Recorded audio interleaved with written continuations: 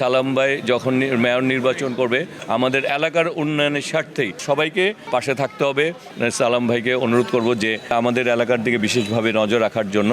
ইতিমধ্যে ঢাকা দক্ষিণ city corporation কাজ শুরু করে দিয়েছেন। সবাই মিলে করব কাজ, গড়ব দেশ। সবার আগে ঢাকা ৯ নাগরিক সুবিধা বঞ্চিত একটা এলাকা। এই এলাকার মানুষ যাতে তার নাগরিক সুবিধাগুলি পায়, তারা যে ইউনিয়ন থেকে সিটি কর্পোরেশন এসেছে এবং তারা যে সিটি কর্পোরেশন অন্তর্ভুক্ত হয়েছে এর জন্য যে নাগরিক সুবিধা বৃদ্ধি পাওয়ার ফলে তারা সেটি অনুভব করতে পারে এবং চলাচল সেই সুবিধাগুলি পায়, সেগুলি আমি আজকে সালাম ভাইকে অনুরোধ করব যে সেই আমাদের এলাকার দিকে বিশেষভাবে নজর রাখার জন্য। এবং তিনি ঢাকা ৯-এর প্রতি আসলে অনেক বেশি সবসময় সজাগ এবং এটি উন্নয়নের জন্য আমরা যখনই যেভাবে বলি কাজ করে চলছেন।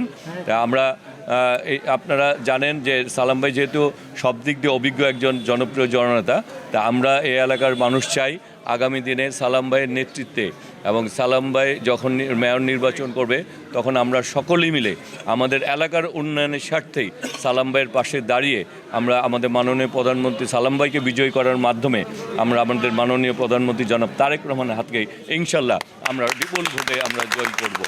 আর সালাম ভাই বলেছেন, সব জায়গায় বলেন, সেটি হচ্ছে তিনি চান ঢাকা ৯-এর এই যেহেতু নাগরিক সুবিধা বঞ্চিত একটা এলাকা, উনি চান এখন যেমনিভাবে নির্বাচিত হওয়ার আগেও তিনি কাজ করে চলছেন দায়িত্ব নিয়ে, তেমনিভাবে আপনাদের ভোটে যখন নির্বাচিত হয়ে আসবেন সেই সুযোগ আপনারা যখন তাকে করে দিবেন তখন এই এলাকার উন্নয়নে তিনি আমাদের সবাইকে নিয়ে সর্বোচ্চ ভূমিকা রাখবেন, যাতে এই এলাকার ঢাকা ৯-কে নতুনভাবে গড়ে তোলা যায় এবং উন্নয়নের একটি পর্যায়ে নিয়ে যাওয়া যায়, নাগরিক সুবিধাগুলি নিশ্চিত করা যায়। সে কারণে আমাদের সবাইকে সালাম ভাইয়ের জন্য পাশে থাকতে হবে এলাকার উন্নয়নের স্বার্থেই। আমরা সবাই মিলে ইনশাল্লাহ কাজ করে এই এলাকাকে আমরা ইনশাল্লাহ গড়ে তুলব।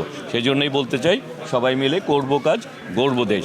সবার আগে আমাদের এখানে যেটি হচ্ছে যে আমাদের যে খালগুলি রয়েছে সেই খালগুলি আসলে পুনরুদ্ধার করা প্রয়োজন এবং এগুলি স্থায়ীভাবে আমাদের এগুলি রাস্তার দুই পাশে ওয়াকওয়ে করে যদি স্থায়ীভাবে খালগুলি পুনরুদ্ধার করা যায় তাহলে ঢাকার যেমনিভাবে জলবদ্ধতা থেকে মুক্ত হবে, তেমনিভাবে ঢাকা ৯-এর মানুষ জলবদ্ধতা থেকে মুক্ত পাবে।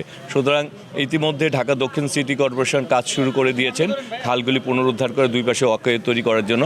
রাস্তাঘাটের যে সংস্কার প্রয়োজন সেই কাজগুলি ওনারা করছেন।